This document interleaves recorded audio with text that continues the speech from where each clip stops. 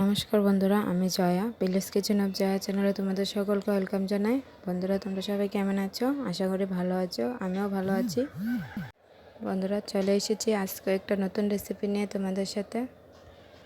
আমি পটলের দোরমা বানাবো। আমি পটলটাকে এরকম করে কেটে নিয়েছি, মাঝখানে কাট লাগিয়ে দিয়েছি। আমি সর্ষেটা বেটে নিচ্ছি। আমি শিলনোড়ায় মশলাটা করে নেব। বন্ধুরা, আমি পটলটাকে ভালো করে ভেজে নেব। তেল দিয়ে দিয়েছি, দিয়ে এখন পটলটাকে ধুয়ে নিয়েছি। ধুয়ে এখন লবণ হলুদ দিয়ে পটলটাকে ভালো করে ভেজে নেব। বন্ধুরা, তোমাদের কাছে পটলের দোরমাটা খেতে কেমন লাগে আমাকে অবশ্যই কমেন্ট করে জানাবে। আমার কিন্তু দারুণ লাগে। সর্ষে দিয়ে পটল খেতে খুবই দারুণ লাগে। বন্ধুরা, সর্ষে দিয়ে যে কোনো রান্নার রেসিপি ভালো লাগে, আর পটলটাও খুবই দারুণ লাগে। পটলটা ভাজা হয়ে গেছে, আমি এখন নামিয়ে নিয়েছি। আমি শিলনোড়ায় মশলাটাও করা হয়ে গেছে। আমি এখানে সর্ষে আর পোস্ত বেটে নিয়েছি, শুকনো লঙ্কা আর পেঁয়াজ বেটে নিয়েছি একসাথে। মশলাটা বাটিতে তুলে নিয়েছি। এখন কড়াইতে তেল দিয়ে দিয়েছি। তেলের মধ্যে কালি জিরে দিয়ে ফোড়ন দিয়ে দেব। জিরাটা একটু ভেজে নেব। বন্ধুরা, জিরাটা ভাজা হয়ে গেছে। আমি এখন এর মধ্যে বেটে রাখা মশলাগুলি দিয়ে দেব। মশলাগুলি দিয়ে ভালো করে মশলাটাকে কষিয়ে নেব। মশলাটা দিয়ে দিচ্ছি বন্ধুরা। এখন এর মধ্যে আমি একটু সামান্য জল দিয়ে দিচ্ছি। বাটিটা ধুয়ে জল দিয়ে দিয়েছি।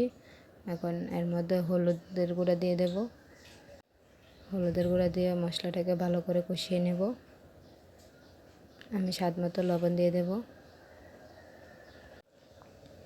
লবণটা দিলে মশলাটা সফট হয়ে যাবে, ভালো করে কষানোটাও হয়ে যাবে। মশলাটা অনেকখানি হয়ে এসেছে, আর একটু ভেজে নেব। দেখো বন্ধুরা, ভাজাটা হয়ে গেছে, আর একটু ভাজলে হয়ে যাবে। মশলাটা কষানো হয়ে গেছে। আমি এখন এর মধ্যে জল দিয়ে দেব। এখন জল দিয়ে দিচ্ছি। মশলাটা ভালো করে কষানো হয়ে গেছে। জল দিয়ে ঝোল দিয়ে দেব। বন্ধুরা, তোমাদের কাছে আমার রেসিপিগুলি কেমন লাগে অবশ্যই কমেন্ট করে জানাবে। আর আমার চ্যানেলে নতুন হয়ে থাকলে আমার চ্যানেলটাকে লাইক সাপোর্ট করে আমার পাশে থেকো, সামনে এগোতে সাহায্য করো। বন্ধুরা, ঝোলটা ফুটে গেছে। আমি এখন এর মধ্যে বেছে রাখা পটলগুলি দিয়ে দিয়েছি। পটলগুলি দিয়ে আরও 2-3 মিনিট জাল করে নেব।